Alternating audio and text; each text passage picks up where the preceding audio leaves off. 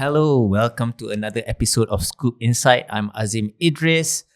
This week, Malaysia's football headlines collided with a deeper truth. Who gets to be Malaysian and who doesn't? 7 foreign-born players were fast-tracked to citizenship to represent Harimau Malaya. But for thousands of stateless children born right here, some to Malaysian parents, the path to belonging remains blocked. So today, we're joined by Wong Kueng Hui, a legal advocate and citizenship reform campaigner, and Sharmila Sekaran of Voice of Children, also in the legal the legal sector. She has spent years fighting for the rights of stateless youth. Together, we'll unpack the double standards, the legal frameworks, and the human cost of a system that rewards fame but forgets the vulnerable. So, welcome to the show. Okay. Hi, thanks, Azim. Terima kasih, Azim. Welcome. I'm going to ask you, start with Sharmila. So what does the football scandal reveal about citizenship? How citizenship is granted in Malaysia? What are your thoughts on this? Well, I think at first instance, I know a lot of other Malaysians thought that there were double standards. Right. And not only double standards, but lack of transparency in how people who are not actual citizens are able to acquire citizenship in Malaysia. Yeah. So we know what the processes are, but it does seem to be unclear, very ambiguous as to who gets citizenship, how they get it, why they get it. All that kind of thing seems to be very unclear, especially as we consider all the work that people like myself and my other colleagues, my other advocates in the child rights and child protection field have been advocating and talking about for many, many years. Yes. Wong, being a former stateless person yourself, when were you accorded the citizenship? Last 2 years, if not mistaken. So you've been a Malaysian for the last 2 years, and Officially Malaysian. Officially I was born, of course, Malaysian. Yes. Legally, by the law, is last 2 years. Okay. Recognized. Recognized. How old are you now, by the way? 30. You're 30. Okay, so you have been struggling with this for the past 16 years. That's correct? Okay. So macam mana you rasa? How do you feel about this issue of statelessness, especially in the wake of this football scandal? Perasaan Wong macam mana?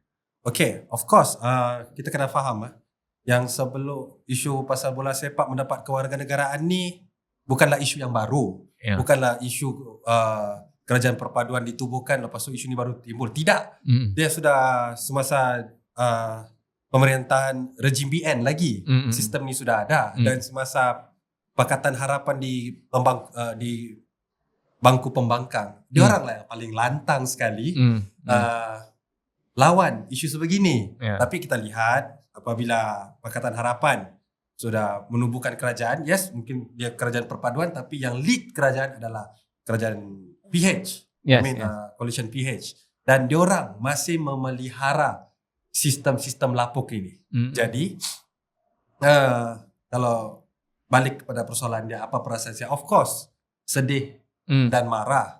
Sebab kalau saya imbau semula pada PRU baru-baru ini, saya dijemput naik ke pentas kempen oleh Henayo. Okay. Dan sekarang dia sudah jadi Menteri Belia dan Sukan. Dan isu ni kait rapat dengan dia sebab pemain bola sepak yang mendapat kewarganegaraan. Apa yang beliau sebut pada ketika itu, iaitu kalau PH diberi mandat, dia akan selesaikan isu ni. Dan saya bersama dengan beliau di pentas tu.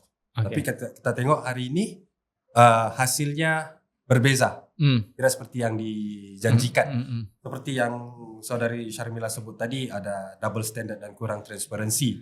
Banyak beribu anak-anak Malaysia ni yang memang terkait rapat dengan tanah air kita. Ibu ataupun bapa memang asal jelas asal daripada Malaysia. Tidak seperti yang pemain bola tu kononnya nenek moyang mereka yang ada kaitan. Sedangkan isu stateless ni ibu ataupun bapa kait rapat dengan Malaysia, tapi dinafikan hak dia. Tapi yang asal usulnya kurang jelas diberikan kewarganegaraan. Okay. And not only that, ibu bapa kait rapat, but also the child was born in Malaysia. Yes. Unlike these footballers who were born overseas, who maybe don't even speak the language. Look at how well Wong speaks BM. Yes, you know? exactly. And do the footballers speak? Look at how tall are you? You're quite tall actually. Are you a peminat bola? You can stand up. Yeah. 180. You're 180 centimeters, which is probably above average height. Malaysian. Quite fit, and you're 30. You could have easily been a Sabahan footballer or even a national footballer. Harimau Malaya. You could have been an actual Harimau Malaya, and we didn't need to import. I mean, that was the potential, and this is the kind of potential that we are missing out on when we when we disregard those who are stateless. Correct? Exactly because people like Kueng Hui, they are not given the opportunities that other children, Malaysian children, are given. Yeah. They have to find schooling elsewhere. They've got or through alternative forms of schooling, the opportunity to go through, for example, a youth development course or footballing course or whatever is limited or non-existent.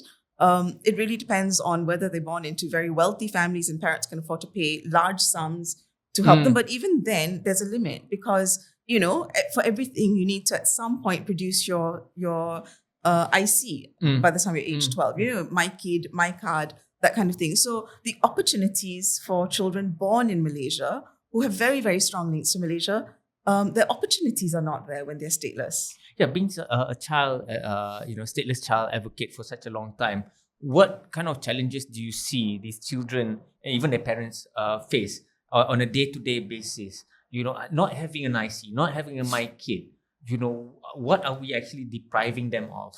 Azim, I mean, it's so hard to detail because there's so much that people like myself who have an IC, born Malaysia, I had an IC from day one kind of thing, right?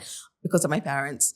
There's so much that people like me take for granted, that sometimes we don't even realize the barriers that these people and challenges that stateless children face. So it's as simple as not even being able to go to hospital if you're unwell. Yes. If parents, and most of them, the parents are impecunious, they're not wealthy, they don't have extra funds. Yeah.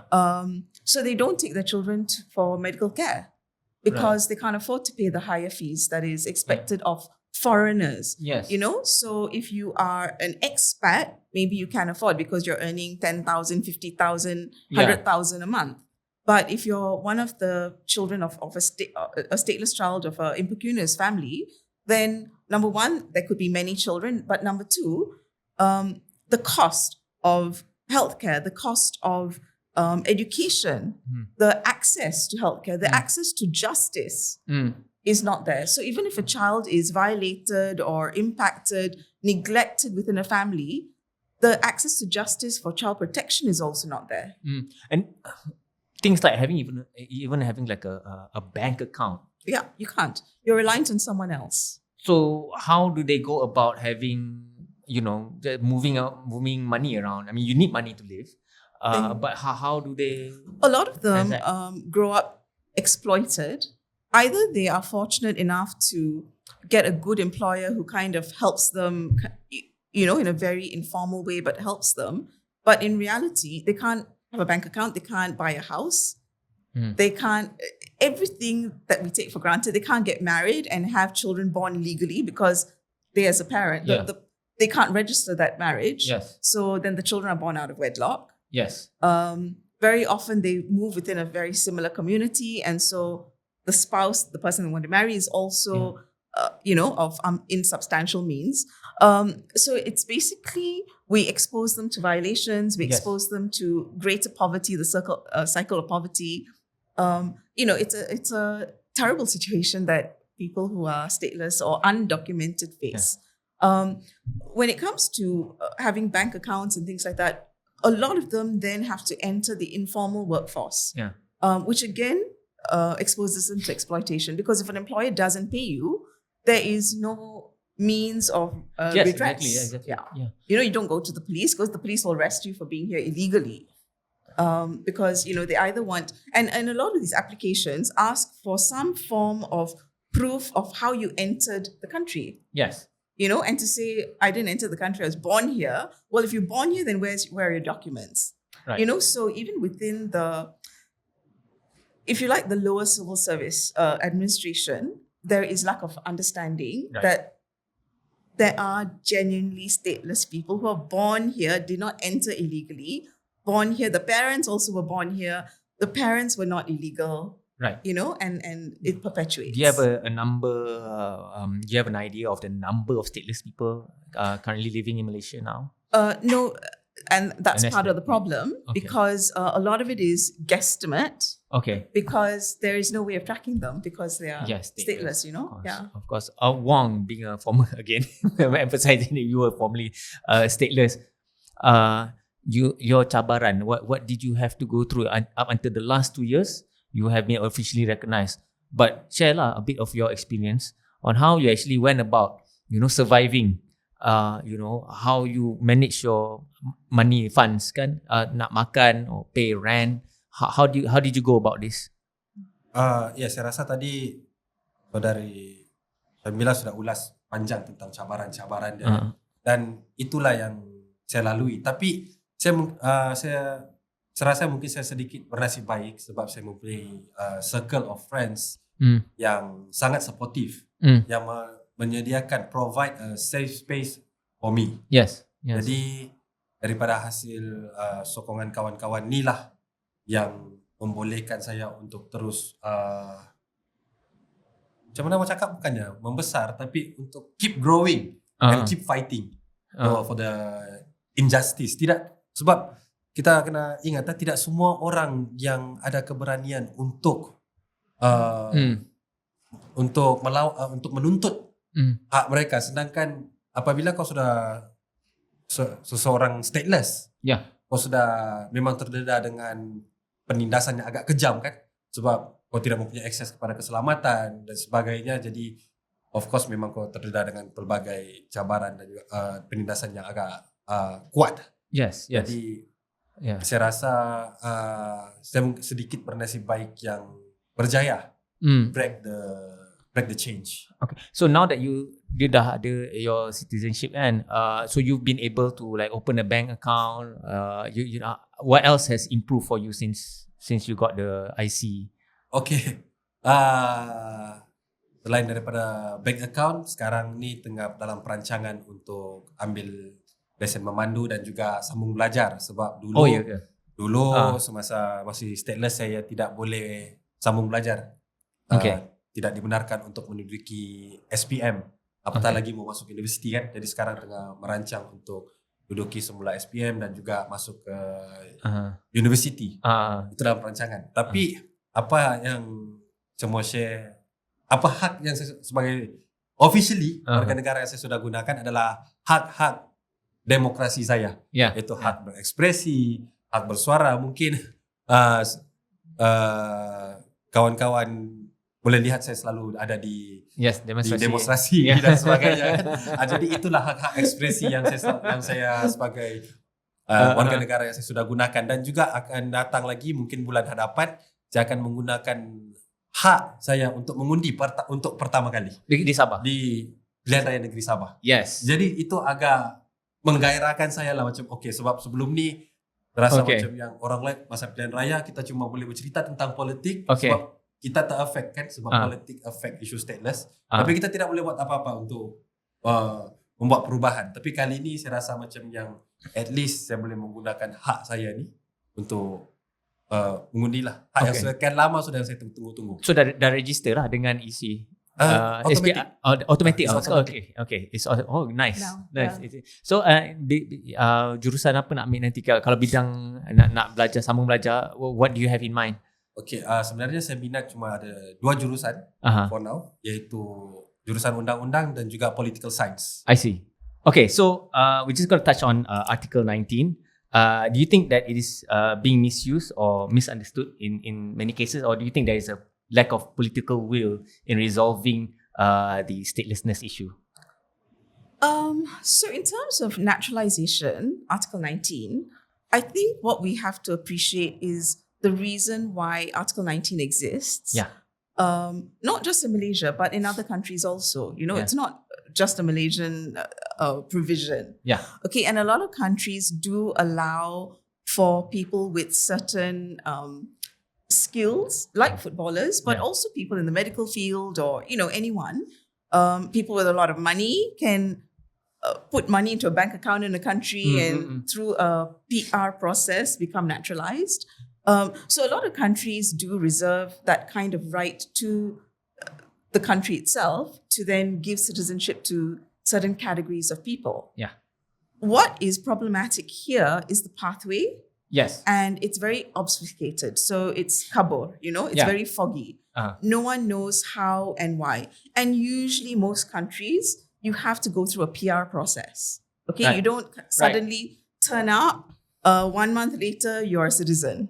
You still have to go through that process of proving yourself a worthy citizen, not just because you have a particular skill, whether it's footballing or medical or a lot of money, whatever it is, but the fact that you are able to contribute to that nation as a citizen should. Yeah. That is where the problem is in our case, because there are a lot of other people who should be given the right of naturalization who are being denied it for many, many, many, many years. We know, I've worked on cases where you've got people in their 60s and 80s, suddenly an entire family, grandmother, child, and then the grandchildren are suddenly getting citizenship. Yeah. Why does it take 60 years for someone to get citizenship? Why does it take almost 30 years for Wong to get citizenship? Yes. When he can show such great lineage and connection with the land. And it's not as if these people have been involved in crime or any kind of bad behavior, even fisticuffs on the street or whatever, right? It's not as if these people have been badly behaved within the nation. They want to contribute. Yes. But we are denying them that right, as a nation. So that is where the problem, when we talk about the whole footballer scandal, quite apart from whether documents have been fabricated and forged and all that, I think all that is an investigation. We're supposed to be responding. So, we don't know. None of us here know the truth, right? But I think that's where the problem is. There must be a lot more certainty. The thing about law is that it must be certain. All of us sitting here need to know what the law is, how is it being applied. That is the right of every person in any country, whether we're citizens or not. If I go to Singapore, I need to know when I enter Singapore what the law in Singapore is and how it applies to me. Yes. Because any of us can be arrested for anything when we go to any country, Yeah. Right? So we need to know there has to be certainty. Right. That is what is missing here. And it's missing in a very important aspect of life, which is to give life to a person itself. I suppose the concern of this government, our government, and many governments, is that when you accord people citizenship, it may put a strain on healthcare, on education budgets, on taxation, and stuff like that.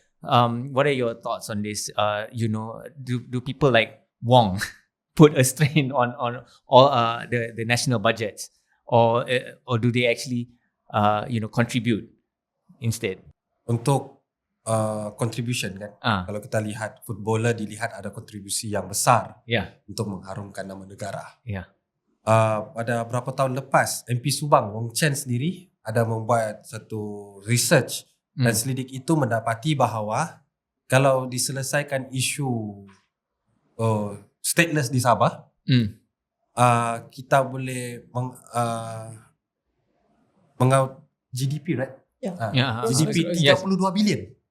Right. 32 bilion yang kerajaan negeri Sabah boleh kutip.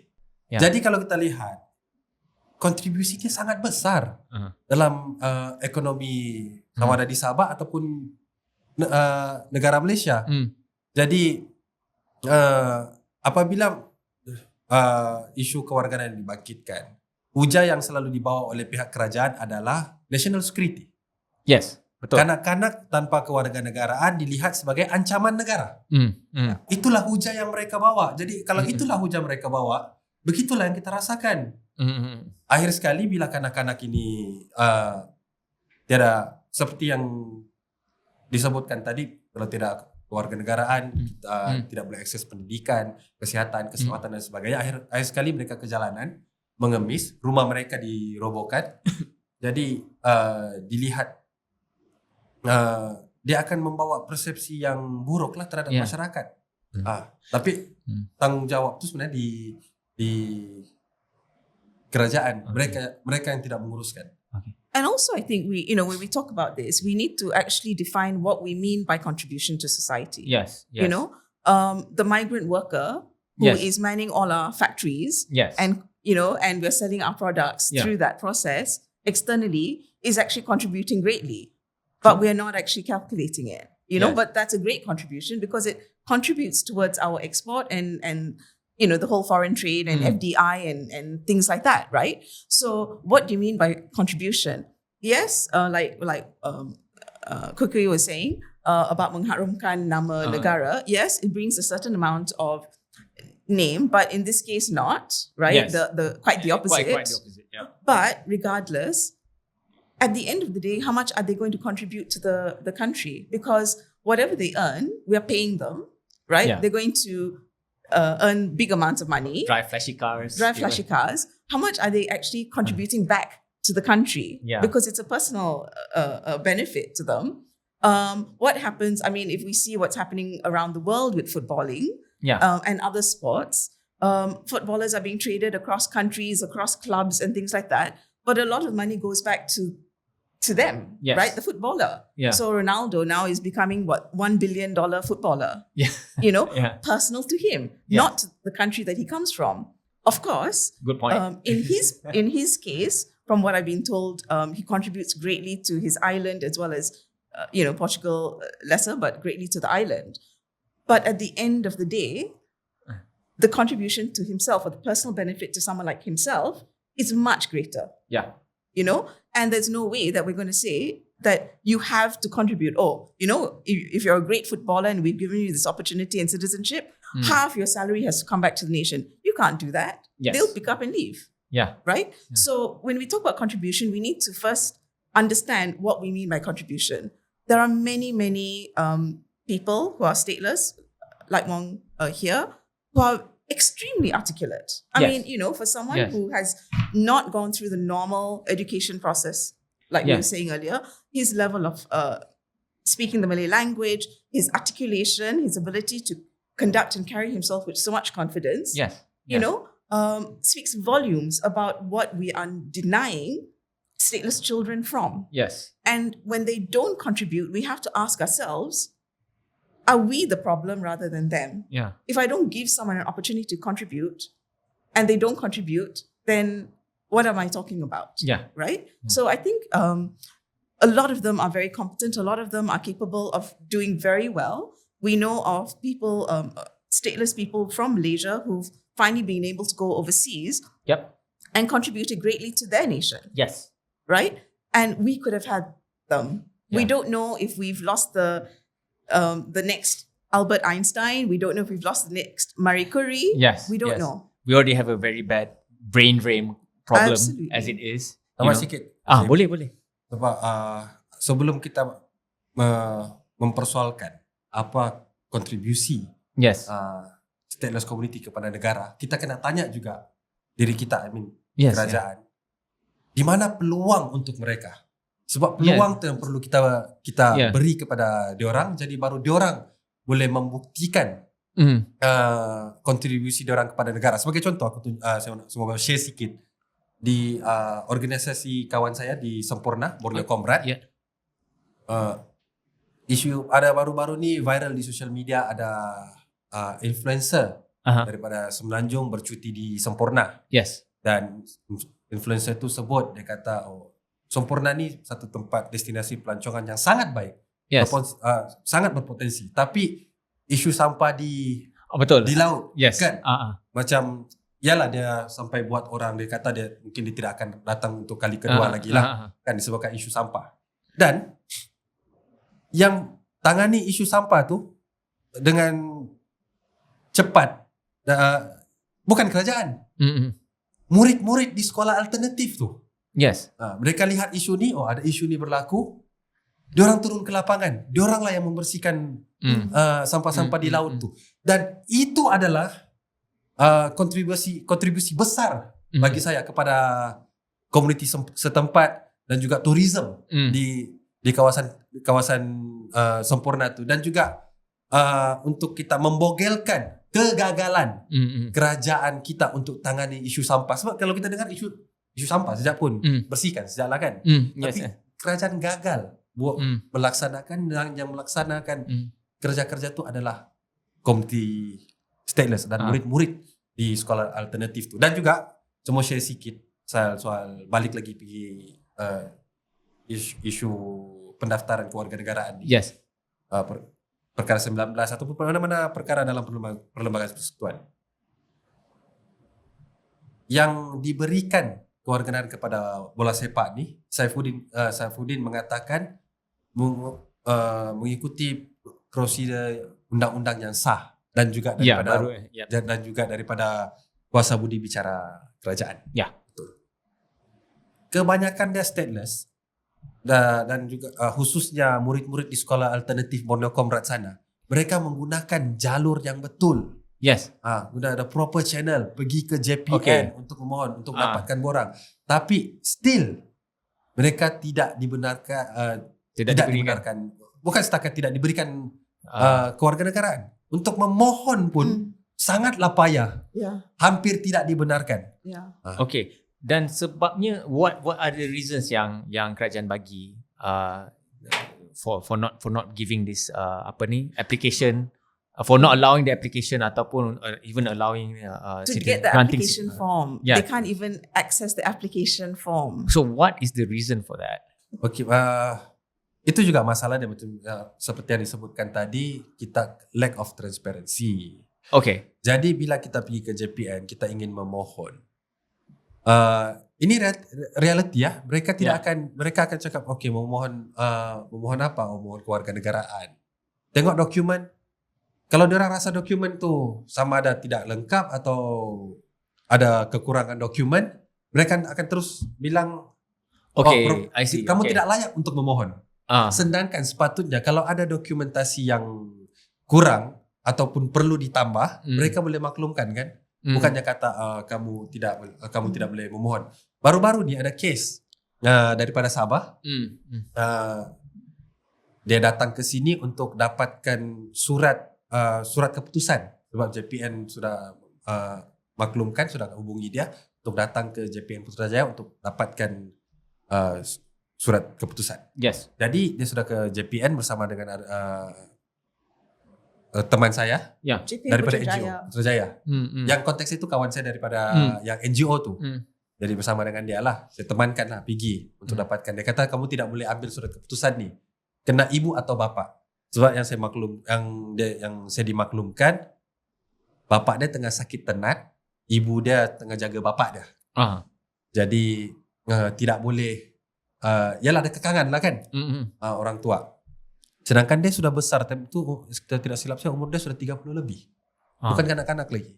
Jadi by right dia ada hak untuk, sebab permohonan kewarganegaraan itu nama dia juga. Dia ada hak untuk ambil, tapi JPN cakap tidak boleh. Yes. Jadi JPN cakap kalau kamu tidak membagi kerjasama, saya akan tarik balik keputusan ni. Jadi saya tanya pegawai JPN tu, dia bilang adakah ini satu ugutan? Ya, ini satu ugutan. Jadi saya cakap ini salah. Kamu tidak patut buat ugutan sebegini. Dia cakap, oh tidak, ini dalam perlembagaan persekutuan. Saya tanyalah di perlembagaan persekutuan perkara berapa, mana ada dalam perlembagaan persekutuan boleh mengugut orang. Dia berkeraskan keputusannya. Dan saya terus membuat laporan kepada Tuan Badrul, yaitu pengarah Jabatan Pendaftaran Negara. Yes. Dan lepas tu barulah pegawai dia keluar untuk berunding secara baik. Dan jadi maksud saya di sini kita boleh lihat kan bagaimana pegawai biasa yang di kaunter saja dia enggan memudahkan urusan-urusan rakyat. Right. And Mereka sebenarnya tidak kuasa untuk reject. Apa yang mereka patut buat ialah patut give a guideline, clear SOP, apa dokumen yang perlu disediakan dan sebagainya, masuk application, di proses application tu. Jadi kalau dia layak ataupun tidak, keluarkan sejalan keputusan kan, bahawa permohonan anda tidak layak ataupun permohonan anda telah diluluskan. Bukannya keputusan tu datang daripada counter JPN, tidak, keputusan tu datang daripada KDN. Jadi proses SOP itu tidak jelas. Right. So before the amendment to the Constitution on citizenship, it was difficult to get the forms, but you could get the forms. And if your forms were not lengkap, like of course you fill in the borang dah lengkap. But if all the forms are not there, all the documents are not there, then it will go inside the system. And after 3 years, 5 years, you'll get keputusan tidak layak. Rejected lah, permohonan ditolak. But there's no explanation kenapa ditolak. Yes. Saya tak layak, am I not entitled to citizenship? Or borang tak lengkap? If borang tak lengkap or document tak lengkap, which document tak lengkap, then I can go and get it. Yeah. So all that is not. All you get is rejection letter. Right. Okay? Permohonan ditolak. So when the citizenship amendment came into place, what they then said is, we're not going to accept the permohonan. Yeah. We will see kalau your borang, your document dah lengkap dulu. Right. But like what was just said just now, or Kuki said, if for example someone's documents tak lengkap, they don't tell you, just say, oh, you can't apply because tak lengkap. So they're not being very helpful, are they? They're not helpful. Yeah. So unless you've got someone like him, Yeah. or a lawyer, or an NGO person yang garang that go in and fight for you, most stateless people don't have this. Most anyway, like the word he used just now was tekanan, are under a lot of constraint because already they grow up knowing that they don't really belong, right? Yes. They already have that fear. They already fear there's keselamatan, security concerns, right? So they could be arrested anytime. Anything could happen to them. If they disappear, will anyone know where they are? How do we find them? Yeah. All that can happen. So they don't challenge the authority. When actually we should make it possible. There should be a pathway. There should be someone, it doesn't have to be at KDN. It could be on the side of KDN. A community, a committee, an area within KDN, which you can go to and get help. Yes. Right? And that does not exist. Right. So these are very, very deserving people. If they're lucky enough to contact NGOs or people like Wong, also got NGO, but to help them, okay, great. But if you don't, and here we have to remember the story just now that he told, this is someone who has paid money, and it's not a little money, to fly all the way from Sabah to come to Putrajaya. You can't get this from the state office. Right. You can't go to the state office. Okay. You have to come to Putrajaya HQ. So from wherever you are, whether Johor or Perlis, Kedah, Kelantan, Sarawak, Sabah, you have to come to Putrajaya. Yeah. What does it mean? You're a stateless person. Whether or not you're working, you're dependent on someone to give you money to come. Yeah. Right? If you're a child, even more so, you got to come with a parent. If you are a working person, you got to take leave. Very often, these people are not in salaried jobs, which means apply for annual leave. Just don't take all your annual leave so you can still earn money, right? A lot of them, kais pagi makan pagi, kais petang makan petang, right? So if you take leave, okay lah, today you don't get paid. Right. Right? And how long does it take for them to come? Yeah. You're not going to come and go back in a day because you don't know how long Putrajaya is going to take. What is the cost of getting from KLIA to Putrajaya? What's the cost of staying the night, even one night? Yes. Right? So this is an exorbitant cost for people who don't have the funds. Yes. Yeah. And in this case, so sorry. And in this case, you're sending him back with nothing and saying, send someone else. Futile. They've made the experience, futile. The effort very futile. So that's what makes a lot of citizens, a lot of us, very, very frustrated and annoyed because you can just see that they're being deliberately difficult. Yeah, and Wong, unwilling to assist. You wanted to add something? Semua tambah sikit saja. Yeah. Sebab tidak semua orang mempunyai tahu cara dia macam mana kita membuat aduan kepada menteri ataupun kepada kepada ketua pengarah seperti yang mana saudari Sharmila sebut tadi, dan juga bukan setakat memohon kewarganegaraan mereka ada kekangan daripada pegawai JPN. Saya punya kes, sudah ada perintah mahkamah. Mahkamah memerintahkan JPN untuk isu MyIC. Ketika itu pun mempunyai kekangan yang JPN tidak mau isu MyIC. Sehinggalah saya membuat aduan kepada menteri ketika itu. Barulah diorang pukul 9 malam baru mau email saya untuk hadir dan sebagainya. Padahal sebelum itu saya sudah pun hadir ke JPN dan mereka enggan memberi kerjasama. Itu sudah ada perintah mahkamah. Bayangkan yang baru mau datang memohon. So you have this frontline government workers acting like little Napoleons, being very restrictive or prohibitive. You know, it just goes against a mandate of a government, doesn't it? It just goes against what the government is basically required to do. They are, I don't know, do you think that they are actually, bila dia buat macam ni, that they are going beyond the law? Kan, the law is such, but are they actually going beyond what they are, beyond their capacity? Is that what you're saying? Saya rasa ini adalah isu seperti yang kita sebut tadi lah, kita lack of transparency or SOP. Kita tidak SOP yang jelas. Dan SOP dalaman di jabatan pendaftaran itu pun mereka tidak dedahkan kepada publik.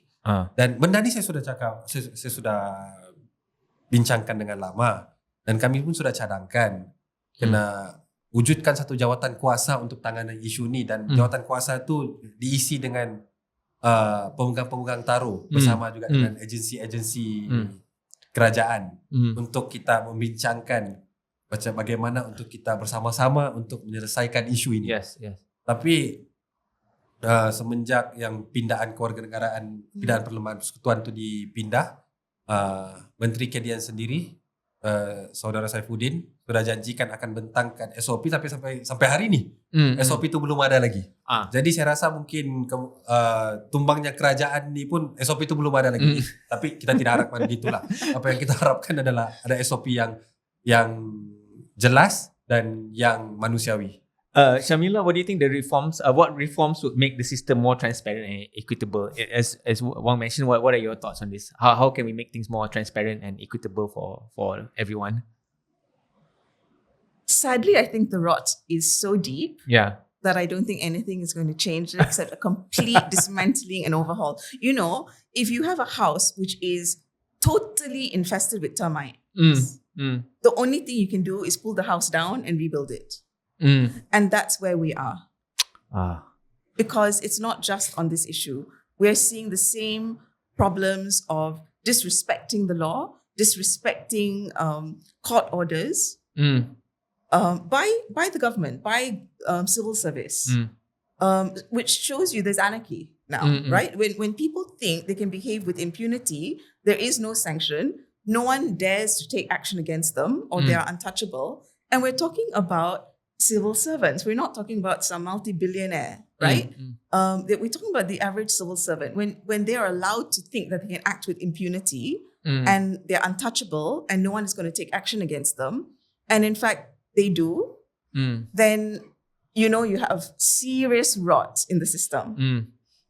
So either we've got to pull the whole house down, or we've got to wait for another analogy, these cancer cells to basically eat the entire nation and destroy it. Because that's the only way it'll go. We're heading towards disaster in this nation unless we clear it out. But that's reality. I'm sorry it doesn't sound hopeful. But that's the reality. You know, and many bigger nations, empires have risen and fallen. If we don't take stock, then we will fail. We are a failing nation. Look at Sarawak. Look at what's going on in Sarawak. They are moving ahead. They're going to leave the rest of Malaysia behind. And they can do that because of MA63. If Sabah wakes up, learns from Sarawak, they too can start forging ahead. And it's going to leave Peninsula in dregs. So the government better wake up. Whichever government, you know, whether it's the current government or any future government, better wake up and realize that the writing is on the wall. Yes. Okay, we're just almost out of time. Anything you would like to add, Wong, to Sharmila's comments on tearing the house down, rebuilding. You're a bit of a rebel rouser yourself.